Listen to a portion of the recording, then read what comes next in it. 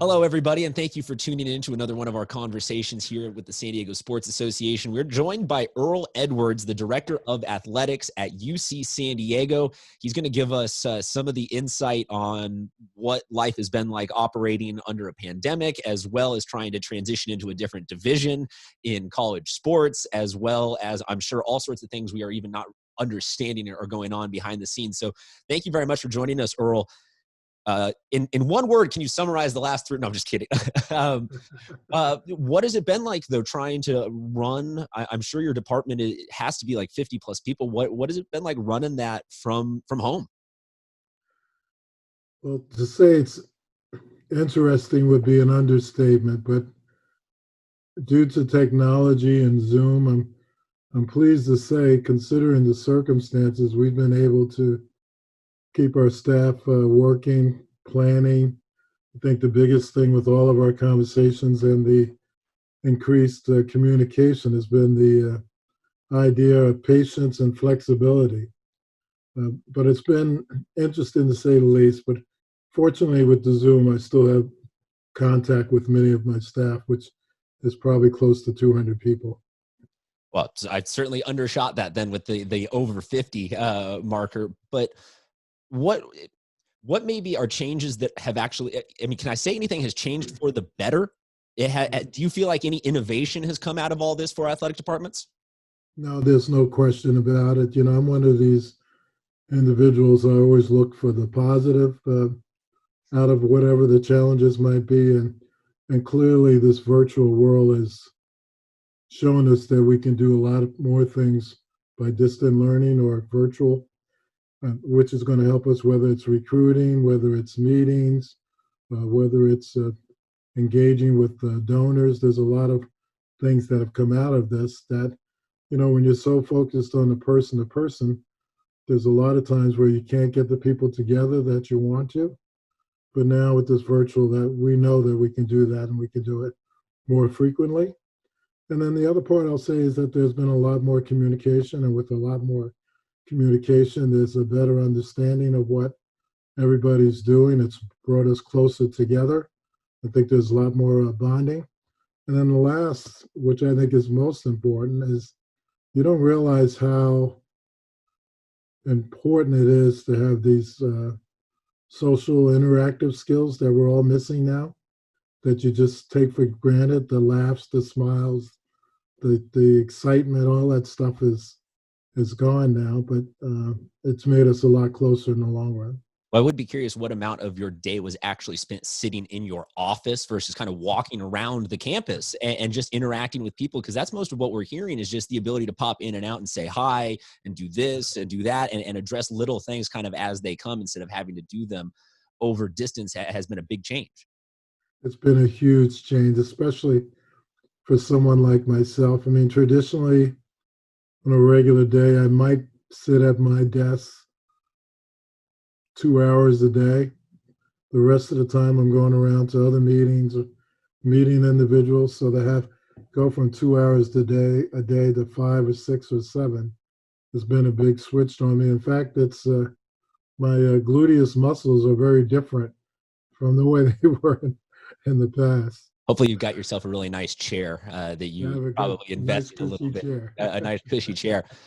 When you were talking about changes, you mentioned some interesting words: donors, engagement, interaction. I think that I'm assuming right now with you guys in that transition into Division One, you had all sorts of major fanfare type moments ready to go in your arsenal to engage with the community. So what have been some of the interesting challenges or changes that you've had to make about the approach or just the overall experience of UCSD moving up in a college division? Well, the main thing at this point is just communicating with my scholar athletes, particularly those that are in limbo for the fall, and the coaches, of communicating with donors, especially with the excitement of moving to Division One, which put us into selling season tickets, which we haven't done before.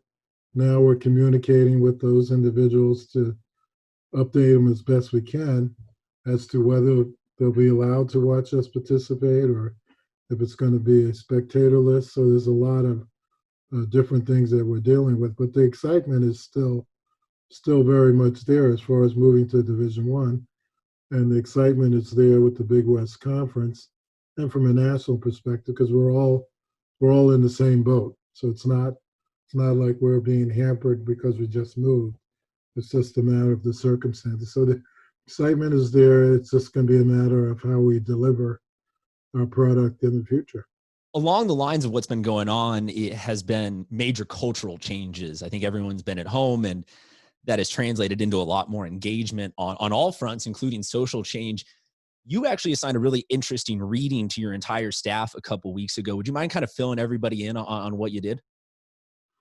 Well, obviously, looking at the climate that we're dealing with right now, with the protests, with the George Floyd murder being the impetus, we're looking at what we can do to make sure that we have an all-inclusive athletic department. So we're talking about race quite a bit. I had a number of town hall meetings with my coaches and staff and scholar athletes to talk about that. And as many of us know, talking about race can be difficult at times. So I've recommended that my entire staff, coaches and staff, read this book called Race Talk by Daryl Sue Wing. And it's basically a book that provides ways to talk about the difficult conversation to talk about race. Using that as the foundation as we all look to improve how we include everyone in our department and everyone's treated with respect. UCSD has a fairly diverse student body as it is, but I'm sure that this has brought up some interesting opportunities for you guys to continue to be leaders kind of in that conversation and in that department going forward. So are there going to be written changes to the operational structure of athletic departments, or do you just see this as a change the people's mindsets and the actions will follow? I believe that within intercollegiate athletics across the country, we'll see a lot of changes when it comes to racial inequality and social justice.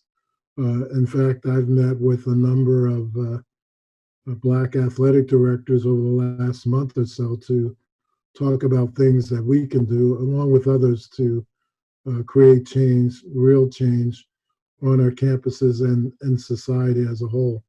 So many of us are creating special programs. One of the big things that we're all pushing, and you'll see this from a national perspective, and that's this idea of getting out to vote. We really feel that voting is a big part of change, particularly looking at who you have in various positions or offices. So from a national perspective, I already know that if not all of our programs, many of the intercollegiate programs are going to set aside November 3rd to make sure there's no activities and our scholar athletes get out and vote. Oh, that's really interesting. I had not actually heard about that happening. That seems in and of itself like a big step. That's a huge step, and particularly since I think people take voting for granted, and voting obviously creates a lot of systematic approaches when you're talking about change. So within the next couple of months, I know we're talking about it. I know UCLA is doing the same, but throughout the country, that's a very big part of our conversation for change. So I know your title is Director of Athletics, but it feels like over the last couple of months, you've done anything but actually direct athletics. What has that experience been like for you to, you're still in charge of a department, but you're sort of leading people through something that you've never been through, no one's ever been through, and it has been anything but who do we schedule for our volleyball season? How do we host another tournament and all that kind of stuff? What has that experience been like for you as a leader?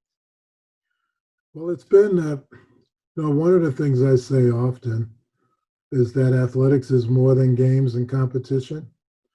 So we're still talking to our coaches and athletes about conditioning in particular. That's a big part that they need to do regardless of when the season begins. We're also still very engaged with our alumni, letting them know what's going on in campus. So we're doing a lot of that. With the move to Division One, we're having a lot of conversation about the branding and marketing for that.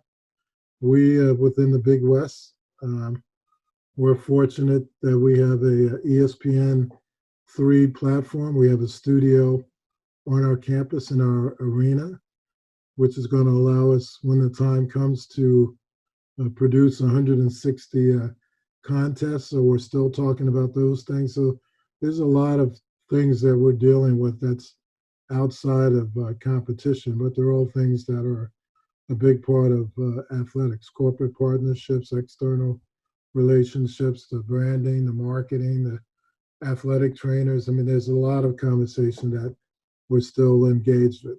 If you wouldn't mind telling us a little bit more about that engagement. You mentioned this TV studio, and it's a pretty big deal that a school is able to produce this kind of stuff. So using that and your ideas of engagement, what do you see as the next step or the future or the 5-year plan in terms of how people will receive and view and engage and interact with UCSD athletics? So I think that they'll be engaging at a very high level because the TV platform gives us national exposure. So, and when you talk about 160 contests, that's somewhat in the neighborhood of what you see with Pac-12s, SEC, ACC schools. So, with that amount of exposure, I see us getting a lot of following. I also believe that another benefit, if you will, or outcome is probably better. Another outcome of the COVID-19 is UC San Diego is on the cutting edge of the testing. We're actually one of the schools that a lot of people are looking at in terms of how to create a safe work environment when students and staff come back. And because of that medical expertise on our campus, a lot more people will be hearing about UC San Diego as a result of COVID-19. You can't tell me that once someone hears about UC San Diego and COVID-19, that they're not going to want to know more about the university, which is where the Division I comes in. And then also for us, we'll be recruiting nationally versus regionally. So we're really excited about the possibility there.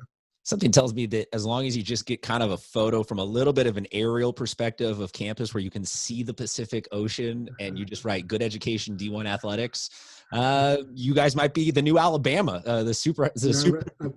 I'd only change that from good education to perfect education. Great education. Hey, this is coming from somebody that didn't get in, so I don't know. We all have our a little bit of mystery to that for everybody.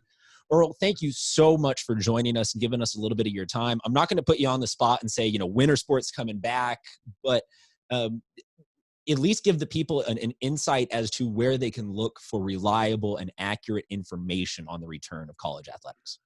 Yeah, so for us, the athletic website is ucsdtritons.com.